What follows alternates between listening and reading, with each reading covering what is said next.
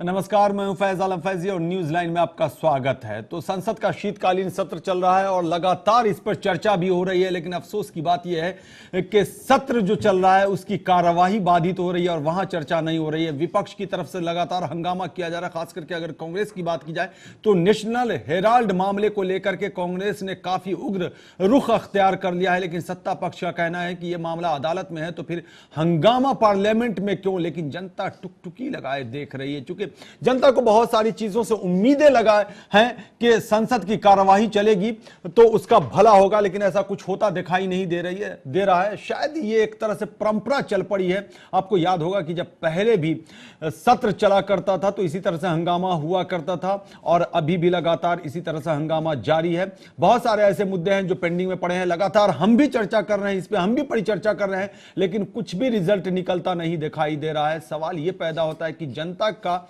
जो मन है उसे क्यों नहीं पहचानने की कोशिश कर रही है राजनीतिक पार्टियां, और जनता की गाढ़ी कमाई का जो नुकसान हो रहा है इसका जिम्मेदार आखिर कौन है, इसी पे हम चर्चा करेंगे।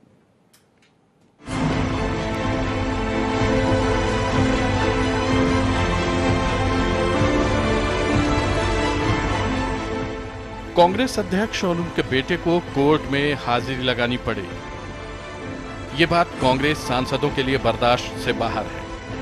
लिहाजा कोर्ट के फैसले के बाद से ही हेराल्ड मामले पर सदन में हाहाकार मचा हुआ है। संसद अपने समय पर शुरू होती है और हर दिन हंगामे की भेंट चढ़कर रह जाती है। पिछले 3 दिनों से सदन के अंदर यही सिलसिला बदस्तूर जारी है। सदन में कांग्रेस सांसद राहुल के बयान को दोहराते हुए इस बात पर हंगामा कर रहे हैं कि उनके मुखिया के साथ राजनीतिक प्रतिशोध लिया जा रहा है, जबकि सरकार ये कहकर उनके आरोपों से पल्ला झाड़ रही है कि यह फैसला कोर्ट का है, लिहाजा उनका इस बात से किसी तरह से कोई लेना देना नहीं।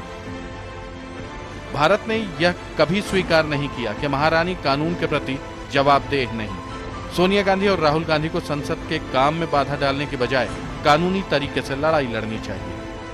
ऐसा नहीं है कि अरुण जेटली ने ये नसीहत कांग्रेस की युवराज और सोनिया को पहली बार दी थी। हाँ, ये जरूर है कि उनकी अब की बार दी गई नसीहत में सीख कम और सोनिया के खिलाफ तंज ज्यादा था। इतना ही नहीं, पीएम मोदी समेत सरकार का हर नुमाइंदा कांग्रेस के इस गैर जिम्मेदाराना रवैये के खिलाफत कर रहा है। साथ ही सुर में सुर मिलाने वाली पार्टी एनसीपी के मुखिया शरद पवार को यह हंगामा हजम नहीं हो रहा। कांग्रेस पर पवार ने भी करारी चोट की कि इतने साल चाहे विधानसभा हो या चाहे राज्यसभा हो या चाहे लोकसभा हो, सुमित्रा जी, एक दिन भी कभी ऐसा आया नहीं कि जिस दिन में सदन की मर्यादा छोड़कर हमने कुछ कदम उठाए। न कभी सामने गए या कामकाज में रुकावट लाने के लिए कुछ कदम। शीतकालीन सत्र के दूसरे हफ्ते का 5वां दिन भी जाता रहा और हंगामा है कि रुकने का नाम नहीं ले रहा। आखिर कब तक संसद ऐसे ही हंगामे की भेंट चढ़ती रहेगी? ऐसे में अगर शीतकालीन सत्र को हंगामा सत्र की संज्ञा दे दी जाए तो गलत नहीं होगा। Bureau report, channel 1 news. तो सवाल ये पैदा होता है कि किन किन सत्रों को हंगामे का सत्र कहा जाए, चूंकि मॉनसून सत्र के बारे में भी आपने देखा कि इसी तरह हंगामे की भेंट चढ़ गया और वर्तमान सत्र भी हंगामे की भेंट चढ़ता दिखाई दे रहा है। तो कहां कहां कहा जाए कि यह हंगामे का सत्र है? क्या पार्लियामेंट इसीलिए है कि वहां सांसद इकट्ठा हों और हंगामा करें, फिर बाहर निकल जाएं, वॉकआउट कर दें, या फिर शोर शराबा हो और कोई काम नहीं हो?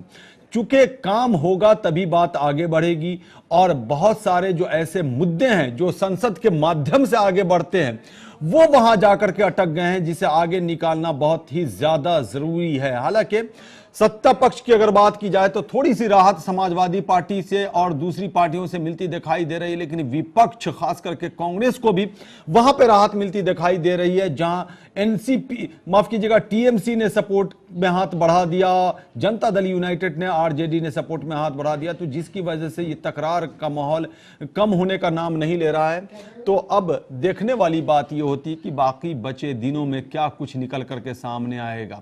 लगता है वही ढाक के 3 पक्षपात, अगर ये कहा जाए तो गलत नहीं होगा। इसी पे हम चर्चा करेंगे। हमारे साथ तमाम मेहमान बने हुए हैं, हम अपने मेहमानों का परिचय करा दें। अनुज आत्रे जो कांग्रेस के नेता हैं, अनुज आत्रे आपका बहुत बहुत स्वागत है। प्रोफेसर ललन प्रसाद वरिष्ठ पत्रकार, आपका बहुत बहुत स्वागत है। जगदीश नेगी वरिष्ठ पत्रकार, आपका भी बहुत बहुत स्वागत है। और पीयूष पंत वरिष्ठ पत्रकार, आपका भी बहुत बहुत स्वागत है।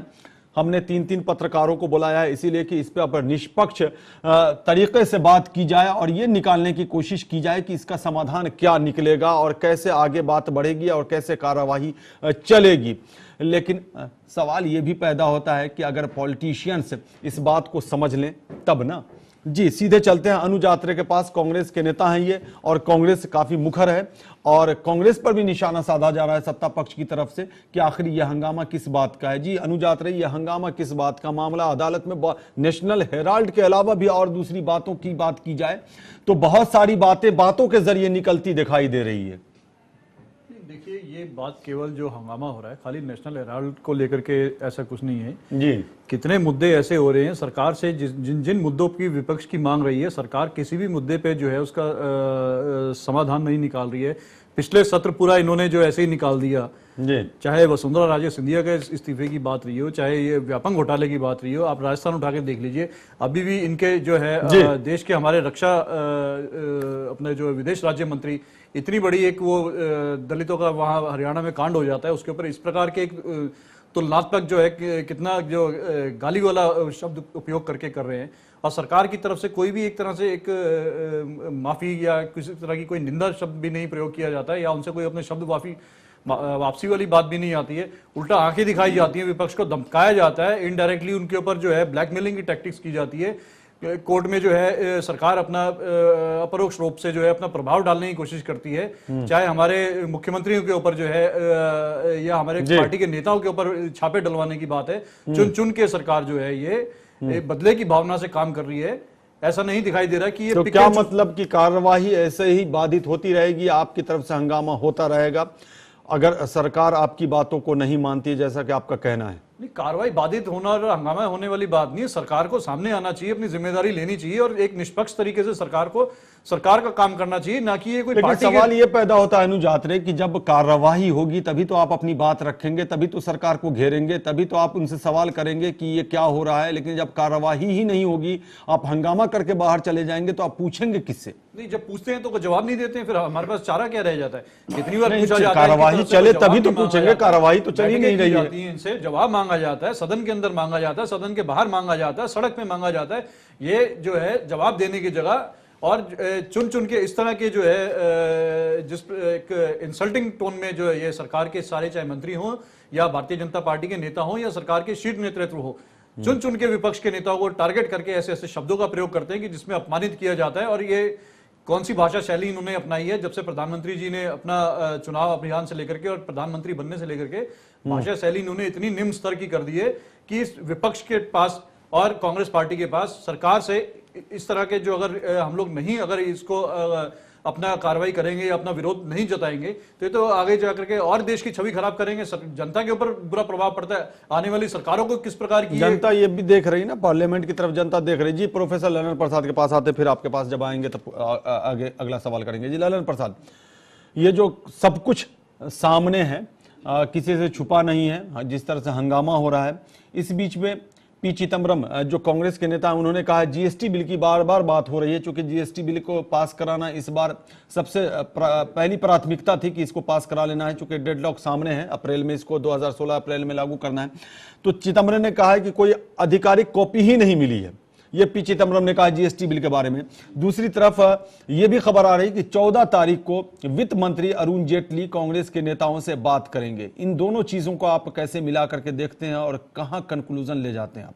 देखिए, पहली बात तो ये है कि जो चिदम्बरम साहब कह रहे हैं उनको कॉपी नहीं मिली, तो सारा देश जानता है कि बिल में क्या है। और जो कमेटी बैठाई गई थी उसने भी जो रिपोर्ट दी है वो भी सारे पेपर्स में आए हुए हैं। तो ये तो एक बहाना है कांग्रेस इस तरह से जो संसद। मैं बीच में रोकना चाहूंगा, ललन प्रसाद जी हमारे वरिष्ठ हैं। एक मिनट बात अब सुन लीजिए आप। ये पहली बार संसद में ऐसा हो रहा है कि इतने दिन तक संसद को काम करने नहीं दिया जा रहा है और देश के अंदर बहुत इम्पोर्टेंट बिल्स हैं जिनको पास कराना जरूरी है अगर हम वाकई चाहते हैं कि हमारी अर्थव्यवस्था आगे बढ़े, हम और तेजी से आगे चलें। लेकिन उसमें एक न एक बाधा आ रही है। ये बाधा दोनों तरफ से आई है, मैं मानता हूँ इस बात को। बीजेपी की तरफ से भी शुरू में कुछ ऐसा कदम नहीं उठाया गया और बहुत से इनके जो नेताओं ने बयान दिए उसकी वजह से माहौल बिगड़ा। फिर वो असहिष्णुता की बात आई तो कई दिन तो पार्लियामेंट सिर्फ इसी पर बहस करती रही। इसके बाद फिर आपके नेता गिरफ्तार, आपके नेताओं के खिलाफ कोर्ट ने कोई बयान दे दिया, कोर्ट ने कोई फैसला दे दिया तो उसको लेकर आप संसद में हंगामा करने लगे। या तो आप कोर्ट की प्रभुसत्ता को मानिए या मत मानिए, आप कह दीजिए कि हम कोर्ट नहीं मानते। जब कोर्ट में मामला गया और कोर्ट ने फैसला दिया है तो कोर्ट को तो आप मानना चाहिए। उसकी वजह से आप संसद को क्यों रोक रहे हैं? और उसकी वजह से ऐसे बिल जो आपने जो कांग्रेस के टाइम से ही पेश हुए थे, हालांकि इस बिल को कंसीव किया था अटल बिहारी वाजपेयी नहीं, उसके बाद फिर कांग्रेस ने इसको बनाया और मिला जुला के तमाम राजनीतिक पार्टियां इस पर मुत्तफिक थी, इत्तेफाक रखती थी। फिर ये बिल अब दोबारा अभी तक अटका हुआ है और 1 अप्रैल से लागू कैसे हो पाएगा अब इसकी कोई उम्मीद नहीं है जब तक कि कांग्रेस अपना रुख ठीक नहीं रखती। जी बिल्कुल। मैं समझता हूं कि इस तरह का रवैया और खास तौर से इतने सीजन पॉलिटिशियन सोनिया जी हैं और उनको इस तरह का व्यक्तिगत रूप से अगर उनके ऊपर कोई संकट है तो उसको सारे देश के ऊपर ट्रांसफर करना तो उनके लिए अच्छा नहीं है, क्योंकि देश उनके लिए पहले है जैसे सबके लिए है। जी बिल्कुल। और कांग्रेस पार्टी इतने दिन से शासन करती रही है, एक बहुत जिम्मेदार पार्टी है। देखिए ये सारा सिलसिला तभी से शुरू हुआ जब ये लोग चुनाव में इतनी सीट भी नहीं पाए कि इनको विपक्ष का दर्जा मिल पाए और उसी वक्त से ऐसी स्थिति पैदा करते जा रहे हैं कि इससे सरकार को यह अनुभव कराया जाए कि नहीं, अगर हम विपक्ष पार्टी नहीं है, हमें मान्यता नहीं मिले तब भी हम आपको काम नहीं करने दे सकते। लेकिन यूपीए 2 के जमाने में भी कमोबेश यही सूरत हाल थी ललन प्रसाद। सूरत हाल भी पैदा हुई, लेकिन आप भी एक विपक्ष, एक जिम्मेदार विपक्ष है, वही परंपरा आगे बढ़ाई जा रही है। एक एग्जाम्पल देश के सामने देना चाहिए कि आप व्यक्तिगत रूप से हमारे ऊपर आक्षेप लगाते हैं, फिर भी हम देश के हित को सबसे आगे लगाते हैं और जो देश के लिए इंपॉर्टेंट चीजें पहले हम उसको रखते हैं। जी बिल्कुल। जगदीश नेगी, कांग्रेस सीधे पीएमओ पर अटैक कर रही है। पीएमओ के बारे में कहा जा रहा है जिसको लेकर के बीजेपी के एक नेता ने या सांसद कह लें, सांसद वीरेंद्र सिंह ने बयान दे दिया था, यूपी के भदोही से हैं वो, जिसको लेकर के काफी हंगामा हुआ था। नलिन कोहली जो बीजेपी के प्रवक्ता हैं उनका कहना है कि पीएमओ कोई कोर्ट तो चलाता नहीं है, इसलिए इस तरह का वक्तव्य देने की क्या आवश्यकता है, क्या जरूरी है? क्या वाकई पीएमओ कोर्ट चलाता है?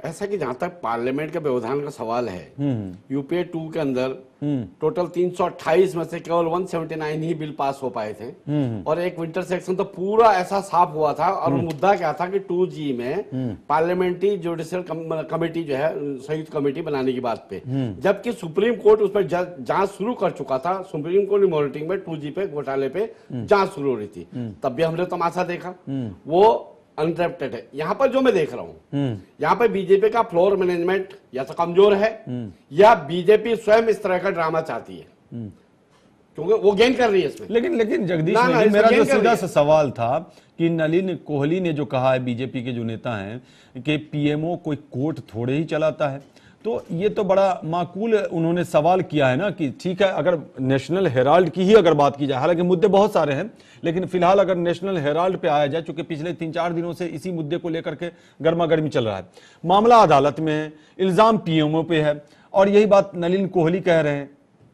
सवाल यह है कि मैंने पिछले आपके ही चैनल में मैंने कहा था जी कि जहां तक सवाल है कोर्ट का मामला कोर्ट का है, उसमें पार्लियामेंट को डिस्टर्ब करने का कोई मतलब नहीं बनता है जी, कोई आधार नहीं है जी। लेकिन मैंने साथ में यह भी कहा था कि बीजेपी के लोग एरोगेंटली जो है जिस तरह से कमेंटिंग करते हैं, आप ये देखें कि हरियाणा में एक जुडिशियल कमेटी बैठी हुई है, एक जज की कमेटी है, उसमें जो है 10 बिल्डरों के खिलाफ जो है वो जांच हो रही है। बिल्डर 10 हैं, तो बीजेपी के लोग बार बार एक ही बार का बयान क्यों देते हैं वहां पे कि साहब वो अब रॉबर्ट वाड्रा 6 महीने के अंदर जेल में जाएगा। इससे क्या होता है कि आप प्रवोक कर रहे हैं, आप स्थिति को सामान्य बनाने के बजाय प्रवोक कर रहे हैं। मैं प्रधानमंत्री की तीर डिप्लोमेसी से बहुत खुश हुआ था, मैंने कहा पार्लियामेंट ठीक ठाक चलेगी, अभी एक लाइन बन गई है, खुशी का इजहार भी किया था कि ठीक चल रहा है, हमने उसका खुशी जाहिर की भाई ये अब ठीक हो जाएगा। लेकिन उनके, मैंने बार बार एक बात कह रहा हूं कि प्रधानमंत्री चाहे जो कुछ करना चाहें, उनके जो नीचे के नेता है उन पर कंट्रोल इनका है नहीं, और वो ऐसे स्थितियां पैदा कर रहे हैं कि प्रवोक करते हैं सामने वाले को और स्थिति विकट हो रही है। अभी फ्लोर मैनेजमेंट ऐसा अब 14 तारीख तक आप ले जा रहे हैं, उससे पहले क्यों नहीं बात हो रही है? क्यों नहीं प्रधानमंत्री बीच में इंटरप्ट कर रहे हैं? प्रधानमंत्री जी को मैंने देखा था कि जब वो गुजरात में मुख्यमंत्री थे तब भी वो विधानसभा में बहुत कम बोलते थे और बहुत कम आते थे। और मैं वही देख रहा हूँ यहाँ पार्लियामेंट के अंदर भी है। वो इंटरप्ट नहीं कर रहे हैं, ना अपना बात रखते हैं, तो वो चीजें देखनी पड़ेंगी और कांग्रेस को ये समझना पड़ेगा कि वो जो कुछ कर रहे हैं वो पूरा देश देख रहा है जी। और बीजेपी उनसे दिखवा रही है। मतलब मैं इनडायरेक्टली बता रहा हूँ, मतलब हाँ जी, बीजेपी मतलब जाल में फंस रही है कांग्रेस, ये कहने का और मतलब। कांग्रेस नुकसान में जा रही है। जी बिल्कुल। पीयूष पंत क्या कहेंगे? फ्लोर मैनेजमेंट की बार बार बात हो रही है और शायद यादव ने भी ये बात कही थी कि फ्लोर मैनेजमेंट नहीं कर पा रही है बीजेपी। लेकिन आपने देखा कि शरद पवार का जो जन्मदिन था उसमें जिस तरह से तमाम राजनीतिक पार्टियों के शीर्ष नेता वहां पहुंचे, प्रधानमंत्री भी थे, सोनिया गांधी भी थी, पूर्व प्रधानमंत्री भी थे वहां पर, पूर्व प्रधानमंत्री सीताराम येचुरी भी थे, लालू यादव, नीतीश कुमार, सब। क्या ये माना जाए कि शुरुआत वहीं से हो चुकी है फ्लोर मैनेजमेंट की? चूंकि प्रधानमंत्री वहां पर जाते हैं, बड़ी अच्छी अच्छी बातें करते हैं और सबने अच्छी अच्छी बातें करी हैं वहां। देखिए वो एक दूसरा आयोजन था, तो शुरुआत वहां से अगर लिंक लगा दें। नहीं, देखिए लिंक लगाने का कोई मतलब नहीं। देखिए ये संसद जो है एक दूसरा फोरम है जहां पे सत्ता पक्ष और विपक्ष होता है और वो एक पॉलिटिकल पॉइंट भी स्कोर करना होता है। देखिए कायदे से तो ये होता है कि जनता के ने आपको भेजा है अपनी समस्याओं के समाधान के लिए, उन नीतियों को लागू करने के लिए, उन पर चर्चा करने के लिए, जिससे जनता का फायदा हो। लेकिन चूंकि संसद में हम देख रहे हैं पिछले कुछ समय से ये होता है लगातार कि जो सत्ता और विपक्ष के बीच में जो है पॉलिटिकल पॉइंट्स स्कोर करने की एक होड़ सी लगी होती है, कौन किस पे हावी होता है। उसी का परिणाम हम आज भी देख रहे हैं। शरद पवार के जो 75वां वर्षगांठ थी उसका आयोजन था, क्योंकि शरद पवार सभी पार्टी नहीं, सुगबुगाहट आने लगी थी कि शायद इसलिए वहां सब कुछ सब नहीं, थोड़ा सा माहौल साजगार करने की कोशिश की जा रही कि शायद आगे थोड़ी संभावना बनती भी नहीं है। आपने देखा कि मैंने बताया भी कि अरुण जेटली 14 तारीख को कांग्रेस के नेताओं से मुलाकात भी करेंगे, जीएसटी करेंगे। लेकिन ठीक है, लेकिन यहाँ पे देखिए शुरुआत कहाँ से हुई। अगर जो अरुण जेटली ने जिस तरह का जो है अपने जो ब्लॉग में लिखा है, तो अगर महारानी शब्द का वो इस्तेमाल नहीं करते तो ये जो तंज कसने की जो एक भाजपा के लोगों में जो ये एक परंपरा शुरू हो गई है, वो लगातार टारगेट कर रहे हैं, वो प्रोवोक कर रहे हैं। और मैं नहीं मानता कि जो कांग्रेस पार्टी कर रही वो सही है, क्योंकि हाउस को डिस्टर्ब करना सही नहीं है। और खासकर ये मसला ऐसा है, ठीक है पॉलिटिकल वेंडेटा वो कह रहे हैं, क्योंकि देखिए जब ये सरकार आई तो इसने जो पहले जो ईडी का डायरेक्टर था, जो ऑफिसर था, उसने जो है रिपोर्ट को बंद कर दिया था कि कहीं कोई चीज नहीं है। इन्होंने उसको बदल दिया, हटा दिया, दूसरे को लाए, उसके बाद उसने रीओपन कर दिया। तो कहीं ना कहीं पॉलिटिकल वेंडेटा की भनक तो दिखाई देती है। तो ये यूपीए भी करती थी, कांग्रेस भी ऐसा करती थी। देखिए अभी कांग्रेस भी ऐसा पहले करती थी। अभी जैसे जी अगर नेशनल हेराल्ड की ही बात की जाए, जिस तरफ इशारा है, तो नेशनल हेराल्ड में अभी किसी को दोषी तो करार दिया नहीं गया, सिर्फ हाजिर होना है। वहां आप खुद हाजिर हो जाएं, यहीं पे तो मामला अटका हुआ है। छोटी सी बात है, जब प्रधानमंत्री की हैसियत से इंदिरा गांधी हाजिर हो सकती हैं, सोनिया गांधी, बार बार हमने ये सवाल भी किया है अपने पहले एपिसोड में भी, और सोनिया गांधी ये कहती भी हैं कि हम आयरन लेडी की बहू हैं, हमें डर नहीं लगता, तो फिर हाजिर होने में क्या दिक्कत है? 5 घंटे इलाहाबाद हाई कोर्ट में खड़ी हुई थी प्रधानमंत्री की हैसियत से इंदिरा गांधी जी, वो बरेली लोकसभा चुनाव के मद्देनजर तो वो अब उनको होना भी होगा, उन्होंने कहा भी है, अब मजबूरन उनको वहां जाना भी पड़ेगा और उन्होंने उसके लिए कहा भी कि उनके लिए कोई रास्ता नहीं है। लेकिन यहां भी जरूरी है कि वो अपने जो है एक पॉलिटिकल पार्टी के रूप में जो है किस तरह से सरकार को की किरकिरी करें और किस तरह से ये आरोप लगाएं, लेकिन हंगामा कब तक करें, ये बात उनको समझनी चाहिए कि आप एक एंडलेसली जो है अंतहीन सिलसिला नहीं होना चाहिए, क्योंकि बहुत से बिल ऐसे हैं जिनको पास होना है, जनता के लिए और भी काम वहां निर्णय लेने हैं सरकार को, जो वहां पे बहस होनी है। तो ये एक मुद्दा ठीक है, पॉलिटिकल स्कोरिंग आपको करनी है, पॉलिटिकली आपको उस पर हंगामा करना है क्योंकि आपको लगता है कि गलत हो रहा है, ठीक है आप उसको रखते हैं, लेकिन कब तक? सवाल ये कि कब तक आप कब तक जो है संसद का समय खराब करेंगे? जी ठीक है, आप अपना पॉइंट कह दिया आपने। जी आ रहे हैं ललन प्रसाद, अनुज यात्रा सही जवाब देंगे चूंकि इनकी तरफ से ज्यादा हंगामा हो रहा है। कब तक? आखिर खत्म तो होना चाहिए ना। ठीक है, जैसा कि पीयूष पंत ने कहा, आप सहमत हैं? मैं ऐसा नहीं, इस बात से मैं पंत साहब का अपना एक पत्रकार होने के नाते अपना नजरिया हो सकता है, पर इसमें ऐसा कोई ये नहीं है कि कांग्रेस पार्टी ये सोच के चल रही है कि हमें कल ये करना है, ये हमें पूरे सत्र में ऐसा करना है।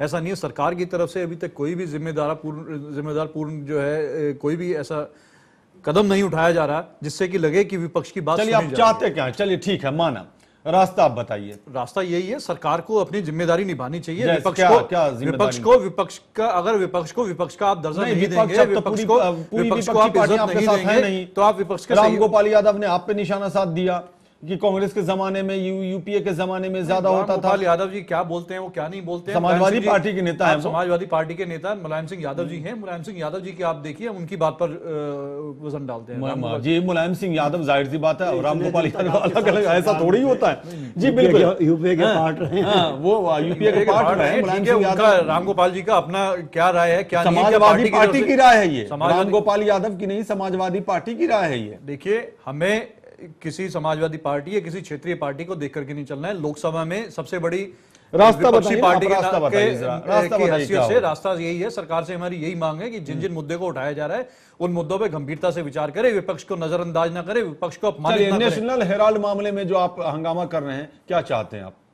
हम ये चाहते हैं सरकार जो है बिल्कुल पक्षपात ना करे, क्या है और बीच में अपना इंटरफेरेंस ना करे। इन्फोर्समेंट डायरेक्टर के थ्रू अपनी सरकार अपनी जो है वहां पे कोर्ट में अपनी दखलंदाजी ना करे। भारतीय जनता पार्टी अपनी वहां पर ये बदले की भावना से काम ना करे। जो एक कोर्स बंद हो चुका था उसको दोबारा जानबूझकर जो है सिर्फ बदला लेने की भावना से इस चीज को छेड़ा जा रहा है। हम कोर्ट में जाने से हमारे नेता नहीं घबराते हैं, बिल्कुल जाएंगे। पर ये सरकार की जो सरकार का जो रवैया है कि चुन चुन के कांग्रेस के नेताओं को टारगेट किया जा रहा है, चाहे हमारे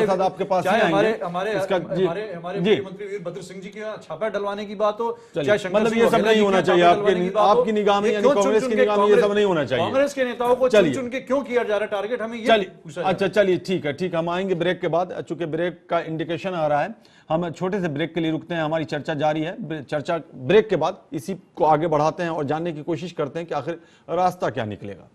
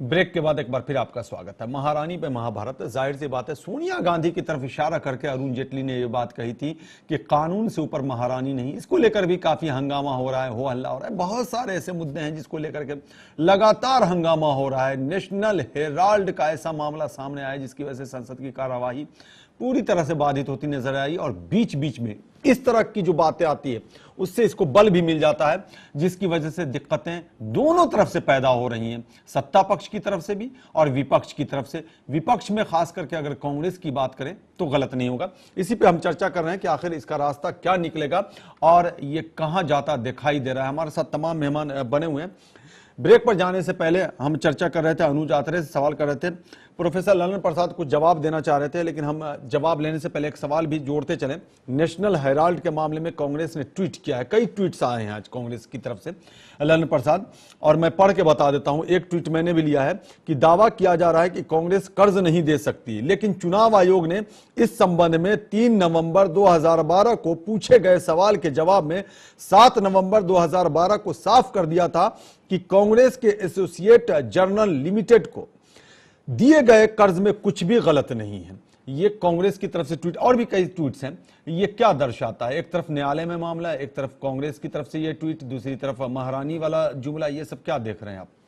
देखिए, पहली बात तो ये है कि जो जुमले इस्तेमाल किए जा रहे हैं मैं समझता हूँ ये बहुत गलत है जी। और पार्लियामेंट्री सिस्टम में इस तरह से व्यक्तिगत आक्षेप या ऐसे वर्ड्स इस्तेमाल करना, खासतौर से एक नेशनल लीडर के लिए जो इतनी बड़ी पार्टी की अध्यक्षा हैं, उनके लिए आप महारानी या इस तरह के शब्द इस्तेमाल करें, गलत बात है। ऐसा नहीं होना चाहिए जी, बिल्कुल। और इस तरह के बीजेपी के नेताओं ने पहले भी बहुत सारे ऐसे शब्द इस्तेमाल किए जब ये असहिष्णुता का मामला चल रहा था और उसकी वजह से माहौल खराब हुआ जी। और ये माहौल जो थोड़ा बहुत बन रहा था और ये ऐसी उम्मीद हो गई थी जो बहस असहिष्णुता पर हुई, इसके बाद ये उम्मीद जाहिर की जा रही थी कि शायद अब पार्लियामेंट चले, लेकिन इस बीच में एक कोर्ट केस आ गया। अब इस कोर्ट केस को भी मैं समझता हूँ कोई इतना महत्वपूर्ण केस नहीं था, इसलिए कि मजिस्ट्रेट ने तो आपको सिर्फ बुलाया तो था, और अगर आप मजिस्ट्रेट के सामने पेश हो जाती तो कौन सा बड़ा पहाड़ टूट जाता। जब इंदिरा गांधी 5 घंटे इमरजेंसी के पहले कोर्ट में जा सकती थी और उनकी पेशी हुई और सब कुछ हुआ और उन्होंने कोर्ट का सम्मान किया, तो आपके लिए ऐसे क्या मुसीबत आ गई थी कि 1 घंटे 8 घंटे के लिए आप कोर्ट में जाके आप सिर्फ हाजिरी तो देनी थी, क्योंकि अभी ना तो रिपोर्ट आई है ना तो कोर्ट ने कोई फैसला किया है, कुछ ऐसा तो कुछ भी नहीं है बिल्कुल। लेकिन उसके एवज में आप कोर्ट में गई नहीं और फिर आपने बाहर हंगामा मचा दिया, सड़कों पर हंगामा मचा इस बात को लेके जगह जगह। पार्लियामेंट में अभी भी आज भी ये हंगामा चल रहा है, 3 दिन से यही हो रहा है पार्लियामेंट में। तो मैं समझता हूं कि देश के कानून में कुछ सुधार करने पड़ेंगे और पार्लियामेंटेरियंस की एक जिम्मेदारी होनी पड़ेगी कि कम से कम इतने घंटे लेजिस्लेटिव वर्क में लगाना पड़ेगा पार्लियामेंट को। अगर 20 दिन का पार्लियामेंट है तो कम से कम 15 दिन 16 दिन का टाइम या 12 दिन का टाइम सिर्फ लेजिस्लेशन के लिए दिया जाए और ये कंपल्सरी कानून बना दिया है। नहीं तो इस तरह से ही बिल्कुल पार्लियामेंट में लोग खुराफात करते जाएंगे और देश की जनता सफर करेगी। आज हमारी अर्थव्यवस्था भी सफर कर रही है और सारी जनता सफर कर रही है जी बिल्कुल। और इसमें दोनों ही पार्टियों का देन है, जो फ्लोर मैनेजमेंट इनका पुअर है और उनकी तरफ से एक हट है कि मैं कोर्ट में नहीं जाऊंगी और पार्लियामेंट में भी हंगामा करूंगी, सड़क पर भी हंगामा करूंगी, संसद चलने नहीं दूंगी। ऐसा नहीं होना चाहिए, एक डिसिप्लिन होनी चाहिए। देखिए चाणक्य ने बड़ा अच्छा कहा था, मैं आपको चाणक्य एक बात बताता हूं, बिल्कुल चाणक्य की बात कहा था कि राज्य से मूलम इंद्रिय है, कि राजा का जो राजा अपने इंद्रियों को बस में रखे या शासन में जो लोग हैं वो अपने ऊपर भी कंट्रोल रखें, तभी शासन सुचारू रूप से चल सकता है। और आज देश में उल्टा हो रहा है, जो लोग शासन में हैं, जिनके हाथ में पावर है, उनकी अपने ऊपर कोई डिसिप्लिन नहीं है। वो जनता से चाहते हैं कि डिसिप्लिन, जनता से आपकी सारी अपेक्षा है और आप खुद उस लायक काम नहीं कर रहे हैं कि जो चीज जनता आपसे चाहती है। जी बिल्कुल, यही उदाहरण गलत सामने जा रहा है और गलत पेश हो रहा है सामने, उदाहरण जो पेश हो रहा है। जी जगदीश नेगी बड़ी अच्छी बात उठाई प्रोफेसर ललन प्रसाद ने कि चाहे वो किसी भी पार्टी के सांसद हों, उससे बहस नहीं, आखिर उनकी भी तो जवाबदेही, उनकी भी जिम्मेदारी है। किसी आप कार्यालय में जाएं, एक एग्जाम्पल के तौर पर समझने की हम लोग कोशिश करते हैं, वहां किसी को अगर 8 घंटे जॉब करनी है, ड्यूटी करनी है सरकारी कार्यालय में, और वो अगर महीने में 4 दिन जाए हंगामा करके चला आए 1 घंटा 2 घंटा, क्या उसे बर्दाश्त किया जाएगा? जब उसे बर्दाश्त नहीं किया जाएगा तो इन्हें क्यों बर्दाश्त किया जाएगा, जिनको भेजा गया है इसी काम के लिए, जनता ने चुन करके भेजा है, जनता के जवाबदेही के लिए वो वहां गए हैं। तो आखिर ये सब क्या हो रहा है, क्यों नहीं इस पे अंकुश लगेगा? और इसको थोड़ा सा लीक से हट के अब बात चली गई है, लेकिन जरूरी है ये जगदीश नेगी। नहीं, ललन प्रसाद जी ने जो कहा वो सही बात है। एक निश्चित समय सीमा, समयावधि उसकी होनी चाहिए और विधेयकों के लिए बिल्कुल जो टाइम फ्रेम है उसमें वो पास हो जाने चाहिए। क्योंकि अगर जिस मकसद से उन लोगों को चुन के वहां भेजा, करोड़ों अरबों रुपया जिन पर खर्च हो रहा है, वो खर्च का मतलब उसका जो है यूज ही नहीं हो रहा है, तो उसका कोई फायदा नहीं है। फिर जनता क्यों यूज क्या माइनस में जा रहा है, क्यों चुन के भेजे जनता? लेकिन सवाल यह है कि मैं कह रहा हूं कि बीजेपी के नेताओं को देखिए सत्ता पक्ष में, जैसे ललन प्रसाद ने कहा कि जो बेसिकली उसमें क्या था कि राजा मतलब जो सत्ता पक्ष है इस टाइम, बिल्कुल उनको अपने पे कंट्रोल रखना, फलदार जो दरख्त होता है चेन में जो है देखना पड़ेगा कि हम किन शब्दों को क्या बात करें। अंदर आपके अंदर कितनी कटुता भरी हो, लेकिन जबान के अंदर उसको लाने से पहले उसको दूसरे, अब मैं किसी को कहूँ मोटा हो गया यार बहुत, अब मैं कहूँ यार आप थोड़ा सा भारी सा लग रहे हैं, पहले आप स्लिम थे ना आप, तो मतलब तरीका है कहने का, तो ऑड ना लगे, बातें कहनी है अपनी बात कह दीजिए, लेकिन शब्दों का चयन तो ठीक से कीजिए। दूसरे बीजेपी के अंदर एक कमी क्या है, पिछले सत्र में पूरे वो जो लैंड बिल के अंदर लास्ट तक हंगामा होता रहा और बीजेपी अड़ी रही कि नहीं हम अपना बिल पास कराएंगे, लास्ट में बैकड्रॉप कर गई, वापसी हो गया, लेकिन अभी भी फिर डाउट में है। अब फिर वो कमेटी में फिर चल रहा वो बिल, उसमें मुझे समझ में नहीं आया वो क्या, क्योंकि वो तो लैप्स हो चुका है जो इन्होंने घोषित किया था, उसका तो दोबारा रिव्यू हुआ नहीं। जीएसटी बिल का क्या होगा, ये तो बहुत इंपॉर्टेंट है, बहुत बड़ी चीज है, बड़ी कांग्रेस चीज की जो बात हो रही है, कांग्रेस का ये कहना है कि हमने 3 शर्तें रखी, अभी तक सरकार उसमें बिल्कुल चुप है, तो शर्तों को मान लिया है, एक्सेप्ट कर रही है नहीं कर रही है, और जब तक वो नहीं कर रही है अब क्या होगा अगर ये सत्र ऐसे बर्बाद हुआ। अब मैं आज बता रहा हूं आपको चैनल के माध्यम से, आखिरी दिन सरकार कहती कि हमने तो इनकी तीनों शर्तें मान ली थी, लेकिन इन्होंने सत्र नहीं चलने दिया। अब ये जो ठीकरा जो है कांग्रेस के सिर पर फोड़ा जाएगा। अच्छा, तो कांग्रेस उन मुद्दों पर नहीं आ रही है कि आप एक दिन आपने अपनी बात रख दी है कि हम इसका विरोध करते हैं, हमारे साथ जो जातियां हो रही हैं या चुन चुन कर हमारे नेताओं को हरेस किया जा रहा है, वो एक दिन अपनी बात जनता तक पहुंचाने के लिए आपने ठीक हंगामा कर दिया, उसके बाद आप पॉइंट पर आप बात करें और उस पर डिस्कशन करें, तो वहां पर क्या वो डिस्कशन जनता तक जाएगा। लेकिन हंगामा तो आपके खिलाफ जा रहा है, वो बीजेपी को फायदा पहुंचा रहा है, कांग्रेस को नुकसान पहुंचा रहा है, और वहां पर इनको समझना पड़ेगा। पता नहीं कौन इन लोगों को समझा रहा है कि इस तरह से करने से क्या मिलने वाला है, मुझे तो समझ में नहीं आ रहा उससे। तो वहां कुछ भी क्योंकि जहां कोर्ट और संसद का मामला है, कोर्ट एक डिफरेंट जो है प्लेटफॉर्म है, और वहां पर आप कोर्ट के अपने तथ्यों से, अपने बातों से लड़ सकते हैं। और जहां तक सवाल है कि जो अभी आपने कहा ये इलेक्शन कमीशन वाला, क्योंकि जो यंग इंडिया कंपनी जो बनाई गई है वो भी नियम 25 पे ही बनी है, नॉन प्रॉफिटेबल कंपनी है, चैरिटी में काम करेगी, धन नहीं कमाएगी, मतलब प्रॉफिट नहीं कमाएगी, तो उसमें बहुत बड़ा अंतर नहीं था। दूसरा, हेराल्ड के जितने शेयर होल्डर्स थे उन्होंने उसमें अपनी सहमति जता के उसको वहां ट्रांसफर कर दिया। अब माफ क्यों हुआ, वहां पॉइंट वहां पे फंसा हुआ है कि वो माफ क्यों हुआ।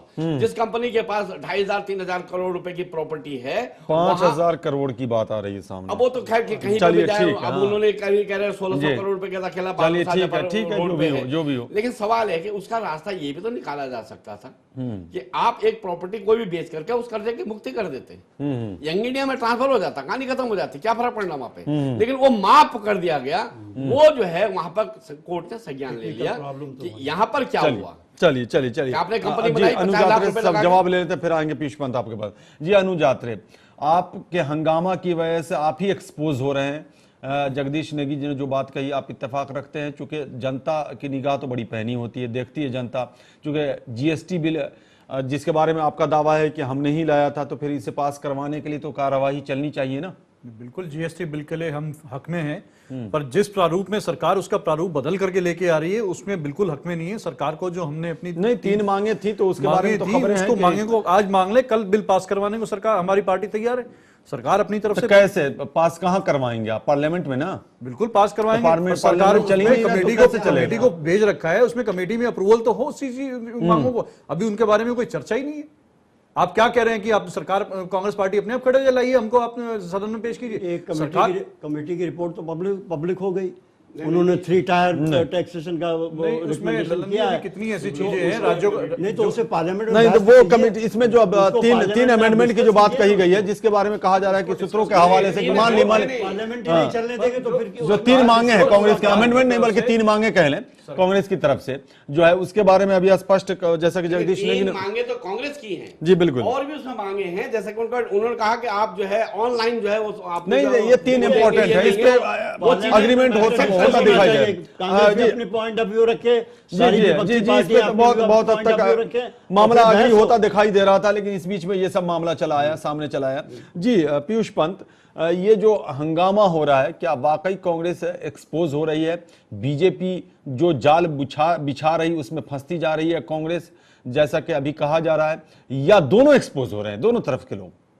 नहीं, देखिए दोनों ही एक्सपोज हो रहे हैं। दोनों ही जो मैं, जैसे मैंने पहले भी कहा कि वन अपमैनशिप का गेम चल रहा है, कौन किसको पटकनी देता है, तो वो ये दिखाने के लिए, क्योंकि जो एक भाजपा का है कि कांग्रेस मुक्त भारत वाली बात जो प्रधानमंत्री मोदी जो है वो चुनाव के दौरान से ही करते आए हैं, और लगातार जिस तरह की भाषा का इस्तेमाल हो रहा है जी, वो आप चीजें जब सेटल डाउन करती है उसके बाद भी इस तरह का भाषा बोल दी जाती है या इस तरह का शब्द इस्तेमाल होता है कि वो फिर और चीजों को आगे बढ़ा देता है, उलझा देता है, प्रवोक करता है दूसरे पक्ष को।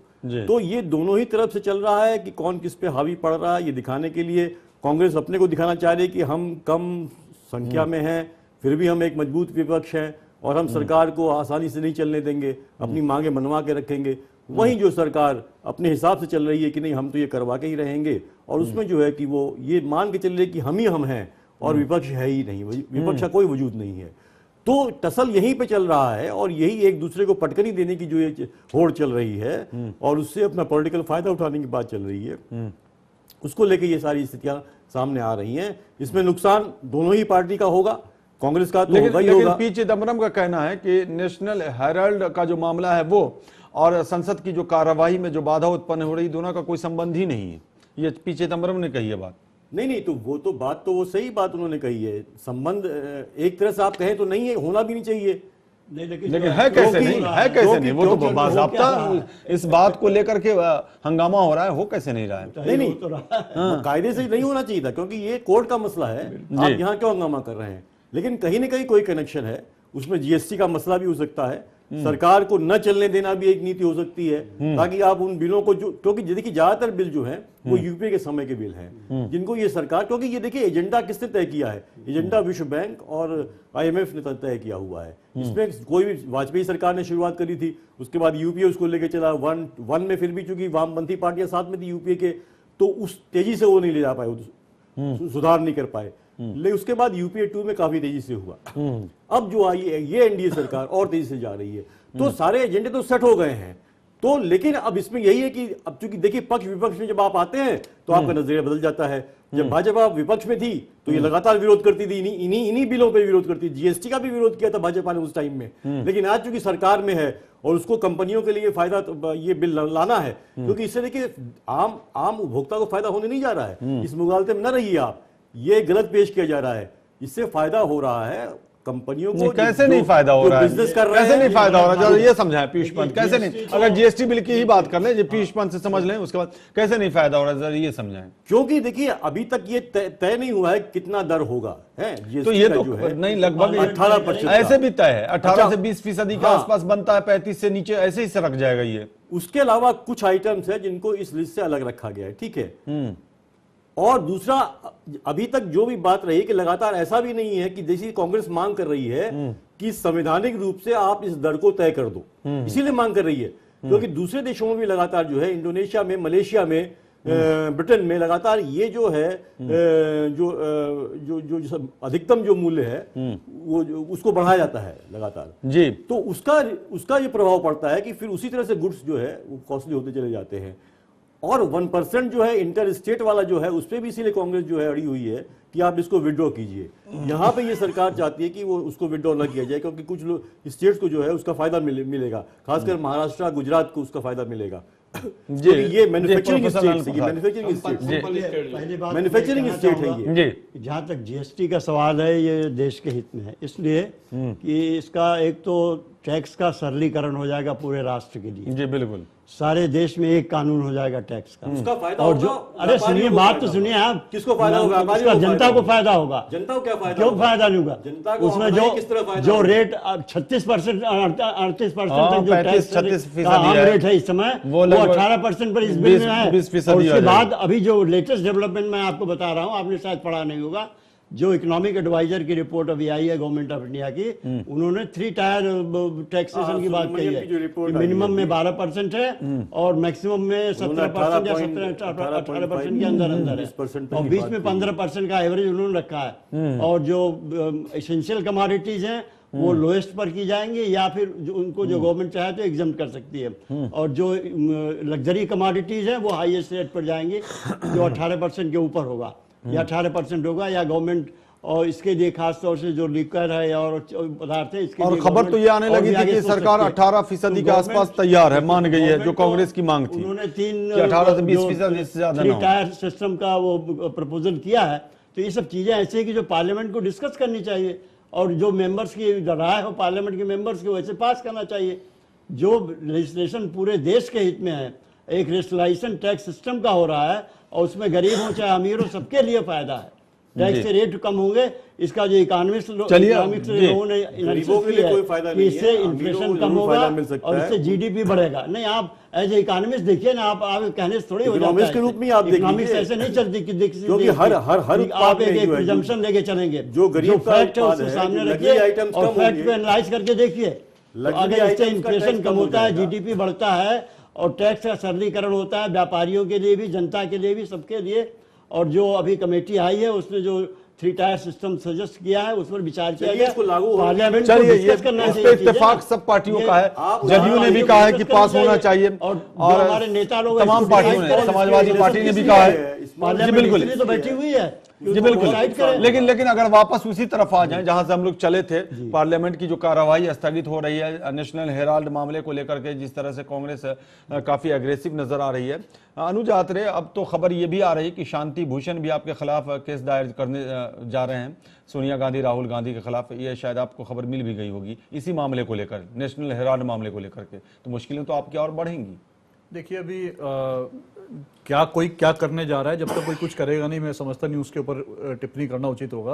और अगर वो करते हैं तो इस समय हर आदमी को ये लगता है कि सोनिया जी और राहुल जी पर टारगेट करो, हम तुरंत पॉपुलर हो जाएंगे। ये पब्लिसिटी लेने का एक बहुत बढ़िया एक जरिया बन चुका है कि जो भी कुछ करेगा इस समय, जिस प्रकार से सुब्रमण्यम स्वामी जी, भारतीय जनता पार्टी में उनकी कोई पूछ नहीं है, केवल इसलिए पूछ है क्योंकि वो टारगेट करते हैं 10 जनपद को, हमारे नेताओं को टारगेट कर रहे हैं, झूठे मुकदमे डाल करके जो है कोर्ट को बरगलाते हैं और झूठे मुकदमे डाल करके इस तरह के घेरते हैं, तो उनकी बस वो वाहवाही लूटते हैं और इस लाइमलाइट में रहते हैं। इस प्रकार से अगर और भी कोई करना चाह रहा है तो वो ठीक है, स्वतंत्र है करने के लिए। कोर्ट है, हमारे न्यायपालिका है, और अगर हम सच्चे हैं, हमारे वो नेता सच्चे हैं, तो उसको कोई बाल भी बांका नहीं कर पाएगा। चलिए, उस वक्त हम आपसे पूछ रहे थे कि रास्ता क्या है। जैसे आपने नेशनल हेराल्ड मामले में कह दिया, पी चिदम्बरम ने भी कह दिया कि इससे इसका कुछ भी लेना देना नहीं। वीरेंद्र सिंह ने टिप्पणी की थी जिसको लेकर के आपने काफी हंगामा किया था और कहा था कि माफी मांगे। हालांकि सुमित्रा महाजन ने फटकार लगाई, कल भी इस पर चर्चा करी थी हमने। वीरेंद्र सिंह ने माफी मांगने से साफ इनकार कर दिया है। अब बताइए, इसमें आप क्या करेंगे? कोई नया नहीं है, भारतीय जनता पार्टी के नेताओं की तरफ से कोई नया नहीं है, और ये पहले से ही मालूम था कि इस प्रकार की ही बात आएगी। तो फिर भी आप इस पे हंगामा करेंगे। ये सब नेता इनके ऊपर से लेकर नीचे तक तो दूसरा पहलू भी तो है, दूसरा पहलू भी तो है, और ये सारी मर्यादाओं को लांघते जा रहे हैं। जब इनका शीर्ष नेतृत्व जो है, पार्टी के शीर्ष नेता इस प्रकार की हल्के शब्दों का, शब्दावली का प्रयोग करते हैं, तो इनके नीचे स्तर के नेता जो हैं वो बिल्कुल करेंगे। इनसे सब वो है, और यही हमारा दुख है, यही हमारा जो है दर्द है, जिसको लेकर के हमारे नेता बोलते आ रहे हैं कि क्या अपनी शैली बनाते जा रहे हैं, किस प्रकार के शब्दों का प्रयोग कर रहे हैं, किस प्रकार से अपमानित कर रहे हैं। अगर आप अपमानित कर रहे हैं तो उसका नतीजा भुगतने के लिए सरकार को देना पड़ेगा। वो ठीक है, लेकिन आपका स्टेप क्या होगा? सत्ताधारी पार्टी को उसके नतीजे भी भुगतने पड़ेंगे, जो ये भुगत रहे हैं। ऐसा नहीं होगा कि ये कुछ भी बोलते रहेगा, ये कुछ भी बोलते रहे, हम लोग चुपचाप बर्दाश्त करते रहेंगे। इनको अपनी शैली बदलनी पड़ेगी। अगर ये नहीं बदलेंगे तो उसका नतीजा इनको भुगतना पड़ेगा, इनको भी खामियाजा भुगतना पड़ेगा। हम चुपचाप अपमान नहीं सहेंगे। नहीं तो मतलब जो उन्होंने कहा है, हालांकि इसको रिकॉर्ड से भी हटा दिया गया है। नहीं, रिकॉर्ड से हटाने से जी बिल्कुल, लेकिन सुमित्रा महाजन ने फटकार भी तो लगाई है, सुमित्रा महाजन ने फटकार भी तो लगाई, तो एक पहलू ये भी तो है। आप ये कह दो, ये चैनल से मेरी लाइन हटा दीजिए, उससे आपका अपमान कहीं कम हो जाएगा? ये बताइए। नहीं तो आपकी तरफ से प्रधानमंत्री को हिटलर कहा गया, क्या नहीं, कौन सा हिटलर कहा गया? ये बताइए किस प्रकार की प्रधानमंत्री जी ने शुरुआत से कहीं माँ बेटे, कहीं ये दामाद जी, कहीं फलाने जी, कहीं ये जी, कहीं आज वित्त मंत्री एक तरफ कहते हैं जी बैठ के बात करेंगे, ऊपर से अपने ब्लॉग में महारानी शब्द का प्रयोग करते हैं। कहाँ है महारानी, कौन है महारानी, क्या मतलब है महारानी बोलने का? ये बताइए इनसे। तब तो बड़ा मुश्किल है जी ललन प्रसाद, कैसे होगा? बहुत मुश्किल हालात हैं। जहाँ तक आपने बताया अहंकार की बात, तो मैं समझता हूँ दोनों तरफ से ही है जी। वो सत्ता पक्ष में भी है और आपके पक्ष में भी है। अब सोनिया जी अगर कचहरी में पहुंच जाती है, अगर खड़े हो जाती है, तो कितना बड़ा सम्मान कचहरी का होता है। नहीं, लेकिन जब बुलाया गया तब तो आप नहीं गई, नहीं जिद के मारे। अब वो क्या जिद था? ये अपना स्वाभिमान ही तो था कि वो मजिस्ट्रेट के सामने नहीं पेश होना चाहती थी। इससे बड़ा अभिमान और क्या होगा? बिल्कुल, ये जानबूझकर सरकार की तरफ से हमारे ये छेड़खानी की गई है, जानबूझ करके अपमानित करने के लिए उनको हमारे चीफ जस्टिस ने, सुनिए एक बात, अभी हमारे चीफ जस्टिस ने बयान दिया था थोड़े दिन पहले, आपको याद होगा, जब असहिष्णुता पर बहस हो रही थी जी, तो उन्होंने कहा था कि जब तक कोर्ट है तब तक कोई असहिष्णुता इस देश में नहीं हो सकती जी, क्योंकि कोर्ट इस बात की पूरी निगरानी रखेगा कि जो कानून है वो इसका पालन किया जाएगा इस देश में। तो जब हमारा सुप्रीम कोर्ट ये कहता है, हमारे सब अधिकारी जो सर्वोच्च न्यायालय कहता है, तो आपको क्या डर था? आप अपने अभिमान के वजह से आप वहां नहीं गए, वो सारा देश नहीं कर। आप अगर अपमान करेंगे तो हम अपमान बर्दाश्त नहीं करेंगे। अभिमान ही है, देखिए हमारी पार्टी का, उसी को लेकर आप पार्लियामेंट नहीं चलने दे रही है, उसको लेकर आप पार्लियामेंट नहीं चलने दे रही है, जबकि पार्लियामेंट के सामने इतने इंपॉर्टेंट बिल्स हैं। लेकिन ललन प्रसाद, एक चीज जरा ये नहीं समझ में आ रही है कि जो इस तरह के, अगर सत्ता पक्ष की बात करी जाए, चूंकि वो सत्ता में है, पूर्ण बहुमत से है, जबरदस्त बहुमत से है, कहा जाए तो ज्यादा अच्छा होगा, पूर्ण नहीं जबरदस्त बहुमत से हैं। और कहा भी जाता है कि जो दरख्त फलदार होता है उसकी टहनियां झुक जाती हैं, तो झुकना भी उन्हें है। वो सरकार चला रहे हैं तो उन पर पहली जिम्मेदारी बनती है, हालांकि विपक्ष को भी जिम्मेदारियों से पीछे नहीं हटाया जा सकता है, लेकिन सत्ता पक्ष पर ज्यादा जिम्मेदारियां बनती है। इस तरह की जो बयानबाजी है, जैसे अरुण जेटली ने महारानी शब्द का प्रयोग कर दिया, वीरेंद्र सिंह ने कह दिया गोरी चमड़ी के ही लोग अगर सत्ता में आए तभी बेहतर है, यही कांग्रेस की मंशा है। तो इस तरह की जो बयानबाजी हो रही है, और ये भी कहा जा रहा है कि फटकार भी लगाई जाती है ऐसे नेताओं को, फटकार। तो फिर फटकार लगाने के बाद बार बार इस तरह का वक्तव्य आना, क्या ये नहीं दर्शाता कि एक रणनीति चल रही है दो तरह की, कि एक तरफ ये ऐसे चलो और दूसरी तरफ ऐसे चलो, और इससे हालात और ज्यादा खराब हो रहे हैं? देखिए, आपने ठीक कहा, क्योंकि पब्लिक परसेप्शन तो यही हो रहा है इस समय कि आप जो बात खुद कहते हो फिर उसका आप पालन नहीं करते। अब आप कहते हो कि नहीं, जो हमारे नेताओं ने कहा वो ठीक नहीं था, प्रधानमंत्री ने एक तरह से एक्सेप्ट ही किया इस बात को। तो अगर आप प्रधानमंत्री हैं और अपने लोगों के ऊपर आप कंट्रोल नहीं रख सकते कि दोबारा इस तरह के बयान न दें, क्योंकि प्रधानमंत्री तो अभी भी इतना सोबर बोलते हैं, इतना अच्छा बोलते हैं कि सारी जनता खुश रहती है, लेकिन उन्हीं के आदमी मुंह पीछे ऐसी बात बोल देते हैं कि सारा माहौल बिगड़ जाता है। तो आप वही मैं आपकी बात ही कह रहा हूँ कि प्रधानमंत्री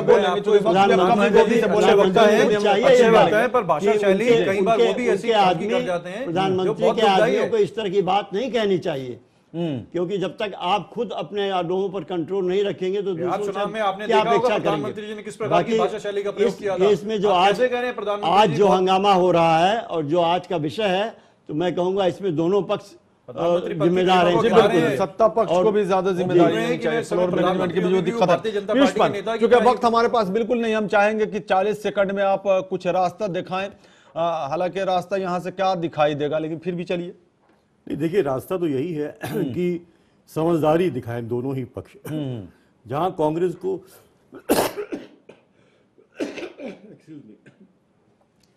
कांग्रेस को एक व्यक्तिगत मसले को, जो उनका एक कोर्ट का मसला है, उसको जो है इतना ज्यादा तूल नहीं देना चाहिए और संसद चलने देनी चाहिए, और बाकायदा सत्ता पक्ष को भी जो है विपक्ष को कॉन्फिडेंस में लेके, विश्वास में लेके, और जो उनके मुद्दे, खासकर जहां जीएसटी की बात है, बिल की बात है, ये महत्वपूर्ण बिल है, क्योंकि इसकी डेडलाइन है अप्रैल 2016। अगर नहीं हुआ तो बड़ी मुश्किल होगी जिस तरह से आप करना चाह रहे हैं चीजों को जी। तो ये भी जरूरी है, जैसे अब जब बहुत देर में वित्त मंत्री का ये बयान आया है कि 14 तारीख को हम कांग्रेस के नेताओं से मिलेंगे और बातचीत करेंगे जी, बिल्कुल। लेकिन ये बात पहले होनी चाहिए थी, और आपको भी ये प्रोवोकेटिव चलिए आएंगे चलिए। अरुण जेटली को इस तरह का ब्लॉग नहीं लिखना चाहिए था जिसमें वो इस तरह के शब्दों फेसबुक पे पोस्ट कर दिया था उन्होंने फेसबुक में किया और इस तरह के शब्दों का इस्तेमाल किया, तो ये वायरल होते हैं तुरंत चीजें, और खासकर अगर मंत्रियों की या प्रधानमंत्री के फेसबुक होते हैं तो जी। जगदीश ने क्या वही ढाक के 3 पात, इस बार भी मानसून सत्र जैसा ही मामला दिखाई दे रहा है आपको? जल्दी से, अगर स्थिति ऐसी रही तो यही होगा। इसमें सवाल यह है कि कांग्रेस वाले चीजों को समझा नहीं पा रहे हैं। कांग्रेस का खाली जो है हेराड मामले पे नहीं है, वो ये कह रहे हैं कि वसुंधरा राजे के बेटे वहां होटल में 10 रुपए का शेयर, 96,000 रुपए का असल मामला वहां भी जाके फंस जा रहा है। तुम्हारी ईडी तब तुम्हारी चुप थी, जब 10,000 करोड़ का व्यापक घोटाला हुआ तुम्हारी ईडी तब चलिए। ललन प्रसाद वो पॉइंट नहीं उठा पाए। जी बिल्कुल, ललन प्रसाद तमाम पॉइंट्स पॉइंट्स हैं, तो क्या बचता है रास्ता? ज्वाइंट सेशन संक्षेप में। ज्वाइंट सेशन तो एक विकल्प है ही, लेकिन इसका ज़्यादा लॉन्ग टर्म विकल्प तो मैं यही कहूँगा कि एक संसद में कानून पास होना चाहिए और ये समय सीमा निर्धारित हो जानी चाहिए कि जो बाहर के विषय हैं उनके लिए कितनी सीमा होगी और संसद को जो बिल कंसिडर करने पास करने के लिए उसके लिए मिनिमम कितना टाइम देना पड़ेगा विधायकों को और विधायकों को उपस्थित होना पड़ेगा उसके लिए, क्योंकि जनता आपको चुन के भेजती है, आपको पैसा देती है।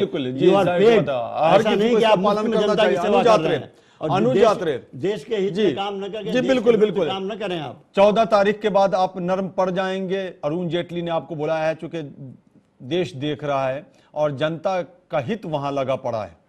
देखिए, इसमें कोई व्यक्तिगत रूप से किसी के नरम या गरम का कोई सवाल नहीं होता, बात पक्ष और विपक्ष का है। ये इस समय पक्ष को भी देखना चाहिए, जो सत्ता पक्ष के हैं किस प्रकार के शब्दावली का प्रयोग कर रहे हैं और कैसी बदले की भावना से कार्रवाई कर रहे हैं, और उसके बाद फिर ये चाहते हैं कि ठीक है, हम एक तरफ तो आपको जो है अपमानित करते रहे, आपके साथ बदले की भावना से कार्रवाई करते चले, ऊपर से हम कहेंगे महारानी जी आइए हमसे बात कीजिए। तो ये किस माहौल में बात करना चाहते हैं, हमारी समझ से परे है। सरकार क्या चाहती है, किस तरह से वो भारतीय जनता पार्टी चाहती है, समझ से परे है उनका। वक्त भी अब बिल्कुल कम है, 23 दिसंबर को ही सेशन का एंड भी होना है, इसलिए अब 14 दिसंबर को जब शुरुआत होती है तो देखते हैं क्या कुछ निकल करके सामने आता है। अब तमाम मेहमानों का बहुत बहुत शुक्रिया इस परिचर्चा में शामिल होने के लिए और तमाम चीज़ों को समझाने के लिए। तो देखने वाली बात ये होती है कि कुछ निकल करके सामने आता है या वही ढाक के तीन पात महारानी शब्द का प्रयोग करके एक बार फिर वहां से ब्रेक लगाया है, लेकिन आगे बढ़ने की भी प्रक्रिया की शुरुआत की खबर आ रही है कि 14 तारीख को बुलाया अरुण जेटली ने, कांग्रेस के नेताओं से मुलाकात करेंगे। उम्मीद तो यही है कि सब कुछ ठीक हो जाए। न्यूज़ लाइन में इतना ही, नमस्कार।